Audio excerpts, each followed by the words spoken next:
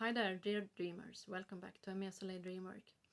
Did you notice by any chance that the last week or the last weeks of July had some pretty strong energy changes, like resulting in emotional outbursts, painful sadness or anger coming up like unstoppable volcanic eruptions?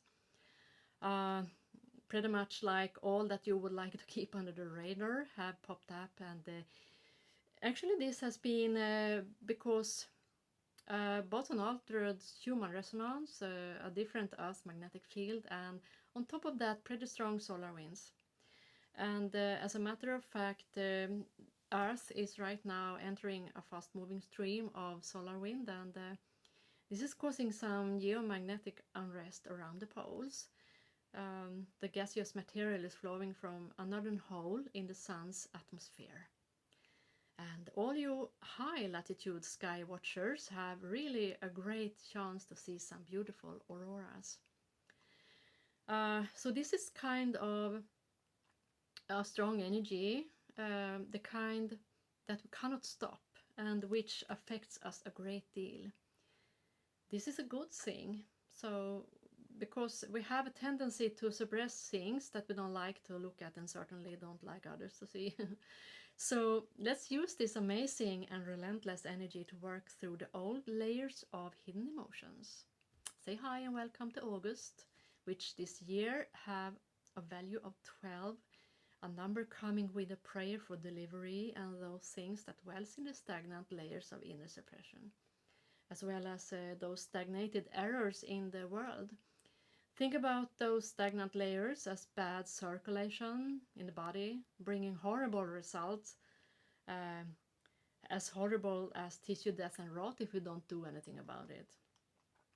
And in Tarot, number 12 is attached to the Hanged Man, symbolizing a stagnated position which seems hopeless, but which actually carries in itself the necessary ingredients needed for the change that has to be done. Number 1 in the number 12 symbolizes the outgoing situation, and number 2 tells us what needs to be done.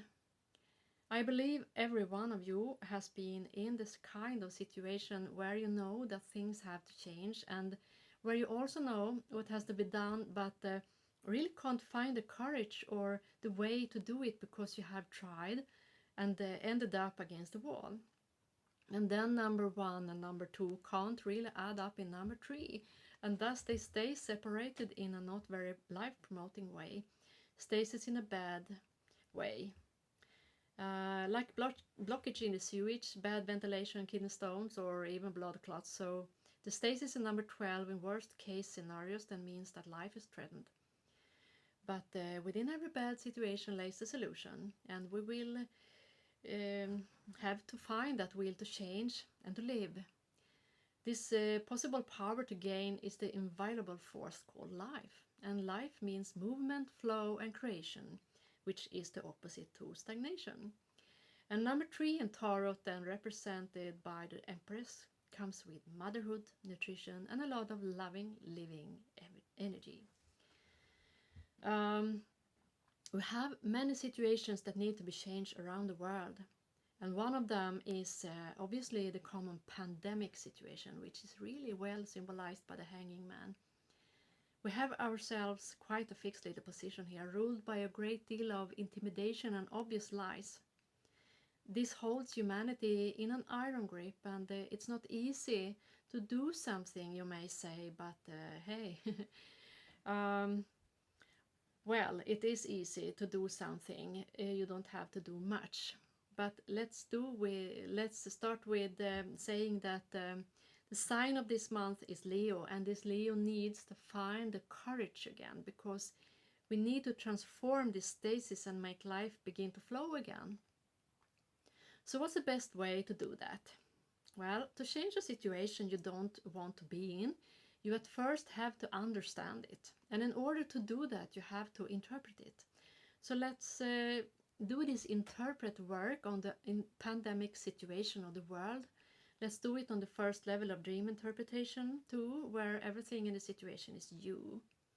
So let's begin with the Earth symbolizing your worldview, the truth you choose to live in. Then there is humanity representing aspects of yourself. And to understand the term pandemic, we have to begin with disassembling it. And an illness symbolizes a distortion, and in this case, a distortion to an aspect. This means the affected aspect doesn't act and react as it's supposed to. A pandemic means all aspects of self could very well stop working, and therefore the pandemic symbolizes a possible error in the system, in the whole system. So now contemplate over the possibility that the pandemic is programmed conditioning created by some of your aspects coming from fear patterns. What actually happens is that your worldview changes because of those aspects who has decided to use the pandemic term. You become scared and you become anxious and you wait for the doomsday to come. This is pretty bad. But what's worse is that in such a situation we are facing now in the world, you start to look outside instead of inside to determine what's the best for you.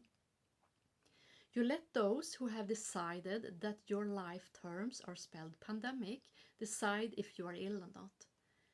Why do your own aspects act like that, is the question then, since this is a dream interpretation-ish too, where everything in it is you. So aren't they supposed to work for your best? Well, consider them as representing free radicals, those who are equal to the blockages which actually do create illness in your body.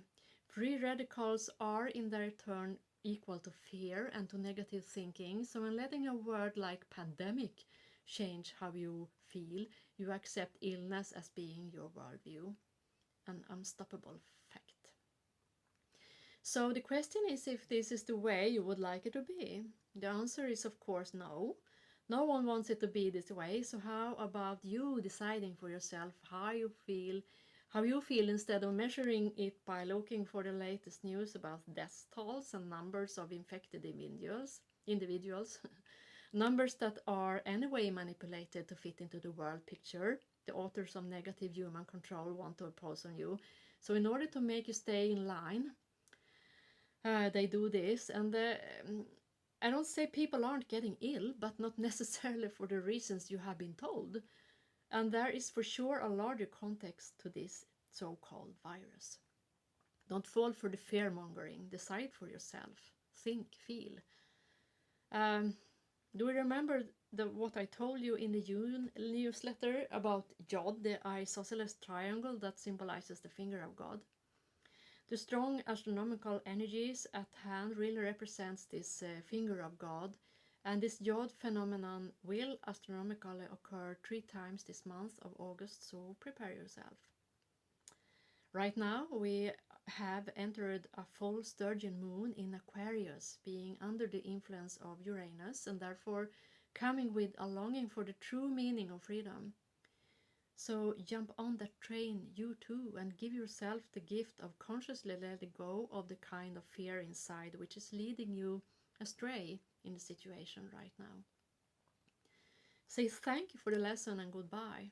Feel determination about being in control over your emotions as well as over your health. It's your body, it's your immune system, and your thought patterns. So take a deep breath and fill yourself with the intention to be in peaceful control over your life. Now you're prepared for the finger of God, pointing at necessarily details for you to see and work with. You may as well be introduced to the kind of magical situation and miracles that Yod often brings, so get ready for initiations. Keep these 3 dates in mind. August 10, which triangulates the Sun, Jupiter and Neptune. The numerical value of this occasion is 22, which means a final jump from the old cycle you have been in, and you may need to take a decision that will mean no return then. 22 symbolizes the Fool in Tarot, having finished his journey through the great arcane. New openings will be there because you have done a full up. And if you don't feel that you are there yet, just relax and trust in the process. There is no hurry when it comes to inner work. Just be open to the possibilities presenting themselves for you and don't close your eyes to what unveils before you. August 14 gives us a triangle bestowing on Mercury, Jupiter, and Neptune. The numerical value of this date is 26, which happens to be the value of the Hebrew tetragrammaton, YHVH. Be prepared then for divine messages. Be still and turn inward. Seek your soul and find a new way. Feel trust within and listen. Just listen. You are searching for contact with your divine self, which is awaiting you. In August 15, we will have Mercury, Sun, Pluto, and also Neptune coming together as Jod and give us the energies of 27. The meaning of this number is to be seen in the understanding of being pure. Pure like in the way you feel when having let go of things, taking a great leap and heard the inner calling telling you where to go. No matter how scary it seems, you will go. Pure means authentic, real and genuine, and this is the way we want to live our lives, in truth. So visualize yourself doing this. Set your intentions for inviting the energies needed to do exactly this. Feel confident in that your inner message from the divine will lead you right. So these were the 3 dates you should keep in mind to remember the Jod factor. And then August 18 comes with a new moon in Leo. And this is a day for setting your intentions to what you want to do in life. Do yourself a beautiful little ceremony. Let yourself know that you trust in your inner awareness and that you will build your self-confidence. Create with the help of the upcoming Virgo a ground for routine and structure and make concrete goals for your next goal. I know this sounds funny, but I like the meta occasions.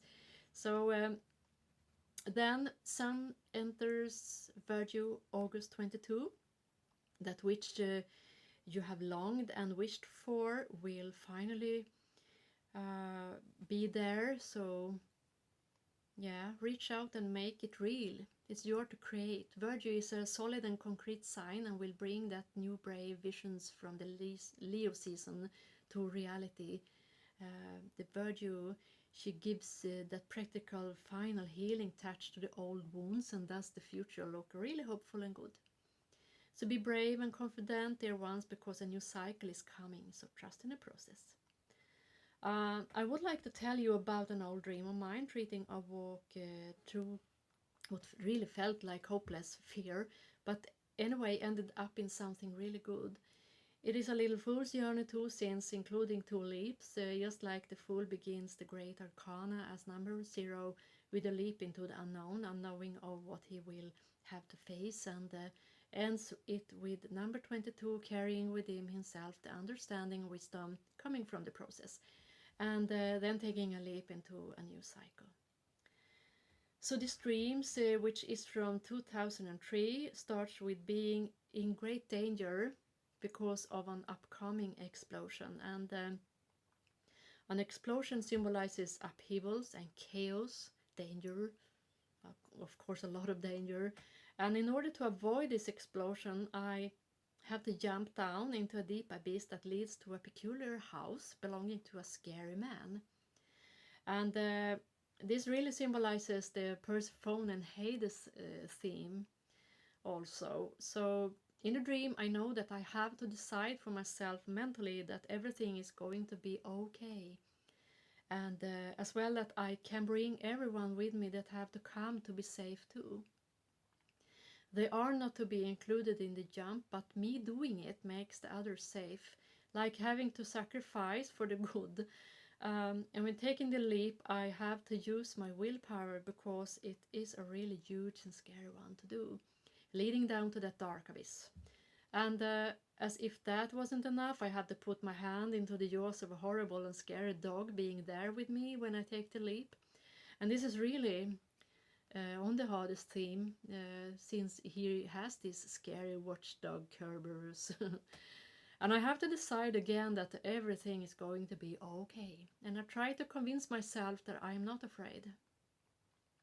Not letting fear take over is crucial, so I will try to imagine myself being a wolf, which is one of my 2 strongest power animals actually. So This is something I was already used to do, both in dreams and in real life back at the time, thankfully. So it naturally came to me in the dream. Otherwise, I had probably waken up. So when hitting ground, I feel quite scary energies coming towards me. So I have to strengthen myself even more. My knees were really shaking because this was quite a scary place, and wow, did it get worse when I entered the corridor, because there I met creatures where one was scary and then the other. For example, a blue ghost looking nun hovering in the air towards me, and this male spiritual entity with white and shiny eyes staring at me. While moving forwards then in a corridor, I actually dance, like taking dance steps forwards, just focusing on doing them right, keeping my mind straight. At the same time, so I am also concentrating my thoughts to reach out to an old school friend, and who I remember as being kind and grounded, and the active aspect to myself that comes into my memory right there and right then. And this classmate I haven't thought about back then in many years, but anyhow, I can't get in contact with him because he's already helping someone else in the dream. And this means all my senses are on the watch already. This is something involving my whole self, showing the dignity of the situation. So I'm totally alone. No old classmate. Merely the soul, the watcher, is out on this mission to save the other aspects from the explosion, the catastrophe. I have to trust myself, trust in the soul, which is probably the point here in this dream.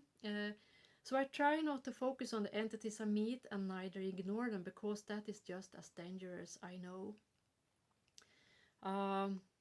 So I don't look at them too long, but not avoid them either. It's like walking on a thin line above a dark and bottomless abyss, with the difference that I'm already in that abyss.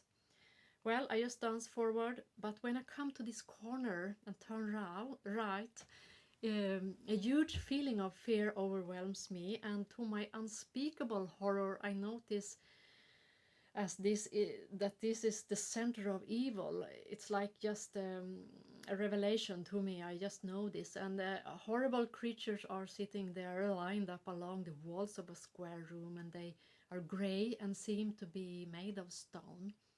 But their yellow eyes glow against me with rarely seen malice, watching me while grinding their teeth, making their huge tusks move up and down in their faces, and they are actually the worst I have ever seen and could ever imagine, and the fear becomes overwhelming when understanding then that this is the epicenter of evil. So I'm flat on the floor, defeated, and I can't move. This is the worst scenario of surrender. This giving up symbolism, not by decision, but after having given all, but still being overrun by fear in the end and losing capability to get out of the situation, is such a scenario that is similar to when you are facing violent death or are standing before a lion who are taking an attack jump towards you. You know it's the end, and you are scared to the bones. And this was just a dream, but I want to stress the fear factor here, since the scenario that initiated the dream was a catastrophe. A scenario just as scary, but in another way. Meaning you can't really avoid your fear, and the faster you realize that, the faster you are able to change things to the better. In the surrender to fear, you don't flee anymore, you face your fear. In this totally locked position, I had a vision in the dream of a peculiar kind of wall made by meat, which is fresher at the top, and the further down you get, the blacker and petrified it gets. And I understand that this is a vision of stagnation, symbolizing the feeling of not coming further, not being able to change things. And I get this strong feeling that I really have to do something about it. Because I know that this meat has changed vibration and become stagnation. and it seems so impossible, everything. So I do feel this hopelessness, and I want to change it. And then I understand that the hopelessness is the stagnation, because it withholds the fact that no one would stay to fix such a symbolically ugly mess. And this is kind of an aha moment, and I come to the conclusion that I have to look forward instead of looking down, not feeling down, concentrating on the stagnation, feeling like there's nothing to do. And when doing that, looking ahead, when looking straight ahead, instead of at the bottom of the black stagnated meat wall, I can see a canyon some 50 meters down, and I have given up. Remember that. I have fallen for fear, and I have found the uttermost stagnation inside myself, and that place of hopelessness, you know. So I have really surrendered here, and what to do? Well, I wouldn't lay down and die, so I just throw myself out. Willpower leap anew, beginning to get used to it then, so it's quite a hey ho, let's go moment. And then I find myself swimming in cold and clear water, and refreshed and filled with new energy. I look around from the surface, and among other things, I can see chopped birch trees coming up from the water, looking old, as being cut down a long time ago, a very long time ago. And this gives me the feeling that no one has been here for a very long time. Because I understand this place has been frozen. But now it's possible to move in the water because the ice is melting. So I swim around in this chilly cold water, along with insights suddenly coming to me, having to do with places in the Tree of Life. And I actually think that this is a place in the Tree of Life. And in a concluding and a very smart way, I say to myself, Zoe. And I think about that life returns when ice melts. Yeah, and I guess you know that Zoe means life in Greek. So I felt really smart in the dream. So in the next minute, I find myself being back in that initial abysmal house, which is now more illuminated and not that scary anymore. And I meet a dog again, which is now quite a well-behaved and nice one, not that Kerberos variant. And when also meeting his owner, who is a polite elderly man and not a Hades personification anymore, he invites me to a cup of tea.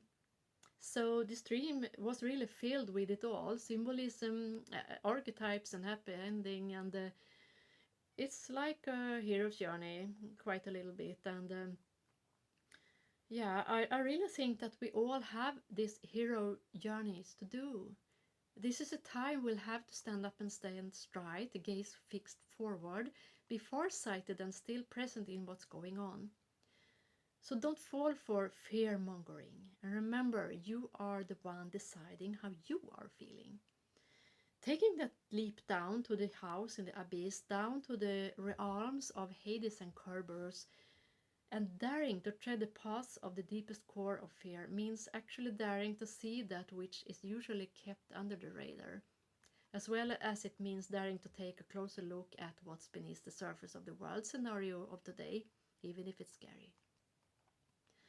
And talking of which, do you remember the brave Dr. Judy, who I compared to the angel who brought us important messages in my video from July? She is for real one of those who is on a hero's journey, jumping down scary abysses in order to save others from catastrophes. I would like to think that we all have this kind of bravery in us, and actually this kind of positive evolvement increases right now. It's like a growing snowball effect in the world, where a small intention turns into action and starts rolling down a snowy mountain, and in the end no one will miss the message. So use your inner power to dare the path to understanding.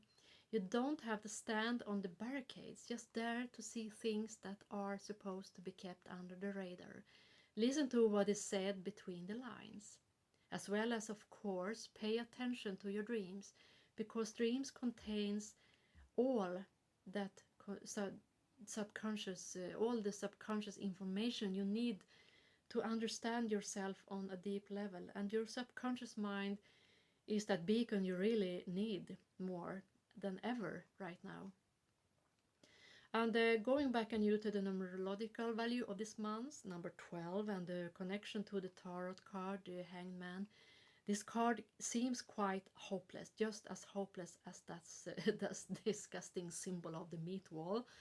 But it is really in the worst scenario of surrendering. The turning point is to be found. And remember, this is about surrendering to fear, not surrendering to crazy doings, crazy people. And when kneeling at the last outpost, giving up, surrendering to fear because you have already done everything you could do to adapt to the situation, for example, dancing ahead in a corridor and becoming fearless like a wolf, but then having to face the symbolical witch, the most avoided fear of them all, it's there and then you will turn it all. You will, just like Osiris in the Egyptian mythology, say to the watcher on the threshold that I know you, I know your name, let me pass, because you have faced your deepest fear or the most ugly truth, and then you utter the name which you couldn't ever have known before going down this path. And this is the magic you have access to, because it belongs to you. You have that mojo inside you. It's there, and you just have to remember how to use it. And no man comes home unless he knows in his soul who he is.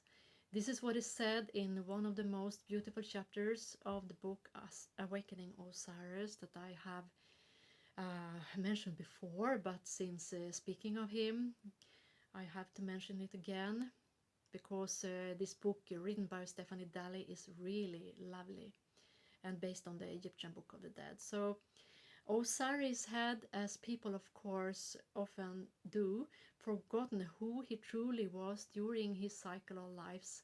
And when he stood there before the house of gods in heaven, and they jokingly asked him if he was a god, since only gods were invited to the party they had in this house, then he cried, tears filled with shame, because who was he to think he had the right to enter? And then the gods laughed and patted him on the back, said, Osiris, old friend, have you been so long into the lotus pool that you have forgot who you are? And then he remembered, but he really had to find himself face down in the mud before that. So just like Jesus ending up on the cross, or Odin hanging upside down from the branch of a tree, Osiris had to do that long walk of initiations, making him tremble and doubt himself. Just as well, we have to find our way back home through hardships. Because illumination and wisdom don't come for free, and certainly not by avoiding fear. So dear ones, dare this journey, accept your challenge, because it comes with blessings too, good ones. So this is the perfect occasion for doing your hero's journey. Face your fears and look with open eyes at what lays behind the fear-mongering of the world. Face that what is untrue and harmful, and speak up for yourself as well as for those who can't speak for themselves. Be a hero. So that will be all for today. Thank you so much for watching and listening, and you are as always welcome to contact me at emmeyasoleildreamwork@gmail.com, and you are also welcome to visit my webpage www.emmeyasoleil.com. I appreciate you staying tuned, although there are less videos now than before, and I love you for doing this. And you new watchers, please subscribe to my new YouTube channel to support my work. I am doing a lot of work to complete the upcoming dream interpretation web course, as well as trying my best to get my coming book about the lost part of the goddess ready. So stay tuned, and I love you all, and we'll see each other soon. Bye bye for now.